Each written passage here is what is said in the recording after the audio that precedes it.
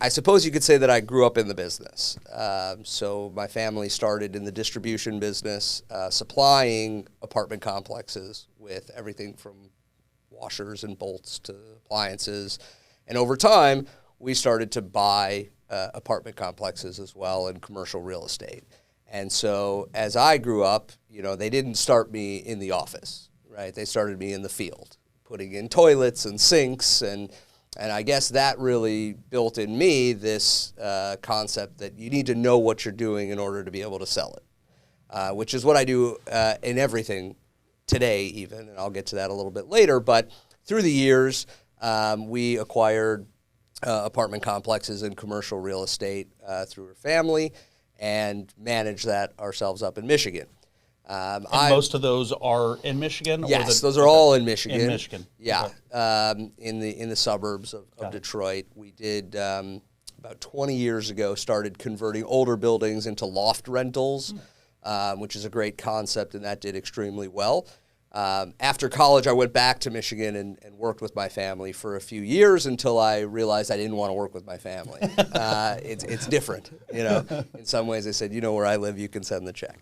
And so it was either move back to New York or come down to Florida. And I had to do the calculation in my head of, do I want to go live in a box in the sky and work 90 hours a week? Or do I want to come down to Florida, start my own business, and have the sunshine on my face. And maybe not have to work at all. Yeah. Well, most Floridians. My problem is, my problem is I can't sit still for 5 minutes. I always have to be doing something. Yeah. But I came down here and actually started a house sitting business. Whoa. So we knew a lot of seasonal residents, snowbirds, and so started a company and grew that to about 600 homes in the country club communities. But that was very hard to scale, and it wasn't a great there wasn't a great return or great enough. I started Sounds like you did scale it, kind of. Yeah. What was the difficulty in scaling beyond 600 homes? Well, the biggest issue in that business was that I was competing against the neighbors and the cleaning people, right? Okay. And so you couldn't charge enough for what we did. And we really brought that business into the next, century. We had it on iPads. Owners would get reports every time we went to the house. But it just didn't, starting a family, wanted to build something on my own, and that just wasn't cutting it. So I was fortunate enough to meet Mike Pappas, who's the owner of the Kai's company, and they were looking to build out a property management division at the time. And for those who don't know, maybe you're outside of Florida or in North Florida or Central Florida where Kai's doesn't have a big presence. Kai's is a very large brokerage, mostly started in the South Florida area, has a huge presence down here, growing into Central Florida and expanding. We'll get into that later, but just want to give the background on Kai's. Absolutely. It's a 96-year-old company, 97. Okay. And about how many offices now? So about 55 offices. 55 offices. From Homestead to New Smyrna Beach. About 3,500 agents. Okay, huge. So it's a fairly large company. And there's Kai's, the brokerage, which Mike Pappas owns, and then you have Kai's Property Management, which you partner with Mike on. That's correct. Got it. Okay. Just wanted to lay that out. Yeah, no problem. So fortunate enough to partner with Mike and the Pappas family, and that was 8 years ago. So we have been building this company ever since. Amazing. So in 8 years, you've grown to nearly 900 doors. That's a good number. Yeah. It is a good number. Growth. Right. Very good growth. I have what's called the disease of never enough. And so I need more. So you mean you're American? Right. So I'd like to continue growing. I have a number in my head, which maybe I'll share later on. Okay. Where I'd like to get to. Good to have to. goals. Listen, Absolutely. And those goalposts can always be moving. They can always be shifting. And there's nothing. I don't think there's anything wrong with that. As long as I think one of the key things, though, and it's hard to do. I think we all sometimes fail to do this. Is every once in a while when you hit those markers, you got to do one of two things. You got to stop and you got to look backwards, and you have to pat yourself on the back. And sometimes I also learned somewhere that I think it was from Patrick Bet-David. He's a podcaster, and he gave really good advice. And he said you should give yourself a gift, not give yourself a gift every month or every 3 months, but when you hit one of those impressive goals, if it's a new watch, if it's something that you wanted, a great new pair of shoes or a new suit or whatever that is, give yourself a gift when you hit those milestones. But that, I'm getting off course here. But and I think the other thing for me, the issue I have with that, typically in this circumstance, is I don't set the goal clearly enough. So I have this like aspiration, and it's not like super defined. So then I've never hit it. You see what I'm saying? So then there's never a moment to give yourself a gift or succeed or like just celebrate, right? So then it's like it's just always perpetually moving the goalpost and or just like, okay, yeah, cool, we did that, but like that I didn't define it. Yeah, we joke that we have the what's next attitude, right? So instead of looking back, right, you hit that marker and you celebrate it for 5 minutes and you say, what's next? Yeah, right. That's true. Yeah. And I'm not sure yet. I go back and forth whether that's a good thing or not. Totally. Because when are you satisfied? You know? Yeah. And so there is an element of that which I struggle with, right? Which is, when is it enough? Yeah. Right? When will I find that peace in knowing that I'm a success or I've achieved the success that I want? And that's where I'm like, I need to set this clearly defined thing so that way when we do hit it, it's very clear that we hit it. The other issue I have is when we hit these targets, it's like, can we do it again? Because business is especially sales business. It's you did deals, you close these deals. Are we going to continue to be able to generate those leads, close those deals into perpetuity, right? So that's like making sure that your base that you've just created of X number of 100%. Deals is solid. That you not only have that kind of locked in, but now you can get to X plus Y. Exactly. Well, in the brokerage business, that's unique because every deal is you do it, it's business. Done. Yep. That's why I like my business, and I was which make is that an comment. Annuity, yep. right? Which is that rents go up, rents due every month, right? Every door that comes in is more money and more success. But that is still the runaway train of when is it enough? Exactly. Right? Exactly. Agreed. You know? But just last point on about goals is one of the things that my business partner and I do. It's not always perfect. It's not like it's on January 1st of every year, but we try at the beginning of each year to have a goals meeting, and we have our short-term, medium-term, and longer-term goals, and we look back on the last year.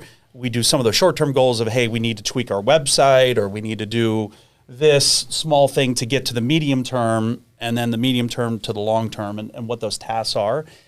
And it's funny because I'll keep some of those notes from prior years, and I'll go back and I'll look, and I'll be like, wow, we were looking for X revenue, and we've not just hit that, but we've surpassed that significantly. So that's a way, when it's in writing, you can actually see it and go back and look at it. So just something that we do. I don't know if that's tracking it is important too, right? Because if you're not tracking it, you have no idea what's happening too. So come on, no goal or unclear goal and no tracking, or one of the two aren't done. It's like you have no sense. The trick with that is that you have to be conservative, and I'll tell you why. So when I first started Kai's Property Management, I had projected out 10 years, right? And how much money we would make, right, if we hit 1,000 properties. Got it. And I may have been a little generous to the company. There are things you don't realize, right, when you're starting something, and that's okay. But every time we have our annual meetings, my business partner will come to me and say, hey, can you pull up that spreadsheet? Because I'd like to see where we are versus what we projected. And every time I say, Mike, you know where we are versus what we projected. and it's just a running joke at this point, right? Yeah. But it is important to have your goals and be conservative in your approach to things. Yeah, agreed. So you grew up in the business. Yep. You came down here to South Florida. You started the house sitting business. You transitioned out of that. I'm just curious. Did you just fold that up over time? I did it. So I had another partner from growing up in Michigan who was down here. He enjoyed that side of the business, and I enjoyed the Kai's Property Management side, the annuals. And so we grew them to be pretty equal and then split equity. Got it. Right. That's so perfect. So you exited the business that you didn't really enjoy, and you kept the one you did, and vice versa. So you created a win-win. That is right. Okay, so good. It worked out very well. Was that pre-planned at some point? Were you guys like, hey, I don't want to stay in this. Let's figure this out? It wasn't. Okay. I think it got to a point, and we can talk about business partners and relationships ad nauseum. But it got to a point where we saw what each of the businesses was producing, where it could go, And I think life gets involved as well. Personal lives, spouses, roles, and jobs. And there was an opportunity for him that didn't require him to be pushing and grinding. And so when you lose a little bit of that drive, it becomes a little harder to have that person with you. And so, and to this day, like we're both very happy with what we built together and how we've separated it. But finding the right partner is absolutely critical. Absolutely critical. And so I think we both recognized that we had our time, that it was time to go our separate ways, and we did it as amicably as you possibly could. It's great. It's good. That's a good story. I mean, not every partnership lasts forever, and if you can exit the partnership with integrity and without a lot of ill will, that's great. What people don't realize is that it is actually more than a marriage. Totally. You spend more time with your business partner than you do with your life partner. 100%. And if there is not understanding and communication, right, things can go wrong very quickly. So you need to be very, very, I don't know what the right thoughtful. term is, Yeah. thoughtful and careful Yeah. in who you become partners with if you're going to take on a partner, right? Because that can be the difference between success and massive failure. Sure. The upside of a partner that I've learned, because my business partner, he's amazing, awesome. I was fortunate. I don't know if it's luck or fortune or if we just chose each other properly. But I always say this, that his skills and strengths really round out my weaknesses and vice versa. And I think that's so important in a partnership is to, if there were two Jarens in my law firm, we would just be spinning in circles. I mean, I have certain strengths and I have a lot of weaknesses, but luckily we're able to complement each other in that. And we also have different personalities too, so they typically don't conflict. I'm not saying we've never had conflict at all. Of course, it's natural to happen, but you really do. I'm agree with you completely. You got to pick your partner properly. Think about that long and hard before you just jump into business with someone. It's so painful to extract yourself than just getting into it the right way. Right, and it's also what you're bringing to the table. So, of course, it's very easy to hire away certain portions of a business, right? Accounting, administrative work, things like that are very easy to hire away. You can't hire away as easily the sales or the people skills that come with running a business and the temperament.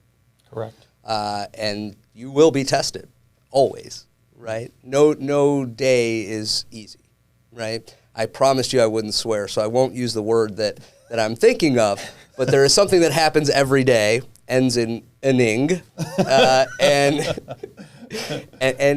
you don't know when it's coming every day, but something will happen every day, and you have to have that temperament, and you have to have a partner that's going to say, yeah, let's give that a try, right? With new ideas, with things that you want to do and grow. It's similar to a marriage, but you're with them far longer. Agreed. So circling back to the story, so you started your property management business with your business partner that you had in the house sitting business concurrently.